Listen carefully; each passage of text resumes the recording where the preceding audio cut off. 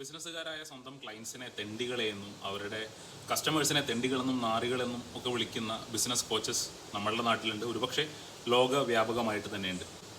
എന്തുകൊണ്ടായിരിക്കും ഇത്തരത്തിലുള്ള ബിസിനസ് കോച്ചസിൻ്റെ അടുത്തേക്ക് ബിസിനസ്സുകാരും മറ്റും പോകുന്നത്? ഒരുപക്ഷെ ലോകവീക്ഷണത്തിലുള്ള അലൈൻമെൻറ്റ് കൊണ്ടായിരിക്കാം. അതായിരിക്കാം ഒരു പ്രധാനപ്പെട്ട കാരണം.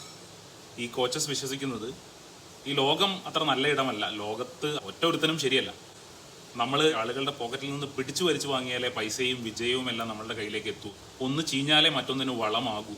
ഈ വേൾഡ് വ്യൂ ആണ് ഈ കോച്ചും ഈ ക്ലയൻസും പിന്തുടരുന്നത്. അങ്ങനെ ആണെങ്കിൽ അവർക്ക് തമ്മിലൊരു അലൈൻമെൻ്റ് ഉണ്ട്, അവർക്ക് ഒത്തുപോകാൻ കഴിയും. ഇനി മറ്റൊരു കൂട്ടർ ഈ വേൾഡ് വ്യൂ അല്ല എനിക്കുള്ളത്, പക്ഷേ ഈ വേൾഡ് വ്യൂ പിൻപറ്റുന്ന ഈ കോച്ചിന് ചുറ്റും ജീവിതത്തിൽ വിജയിച്ച ഒരുപാട് ആളുകളെ കാണാൻ കഴിയുന്നുണ്ട്. ഈ വേൾഡ് വ്യൂ എടുത്താലാണ് ജീവിതത്തിൽ വിജയിക്കാൻ കഴിയുക. അതിനുശേഷം എനിക്ക് എൻ്റെ പഴയ പോസിറ്റീവായിട്ടുള്ള വേൾഡ് വ്യൂവിലേക്ക് തിരിച്ചു വരാൻ കഴിയും, തിരിച്ചു വരണം. അതാണ് എനിക്ക് വേണ്ടത്.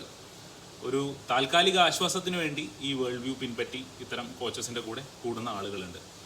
ഇനിയും ഒരു കാരണം ഇത്തരം കോച്ചുകളെ പിന്തുടരുന്ന ആളുകൾക്കുണ്ട്. അത് അടുത്ത വീഡിയോയിൽ ഡിസ്കസ് ചെയ്യാം.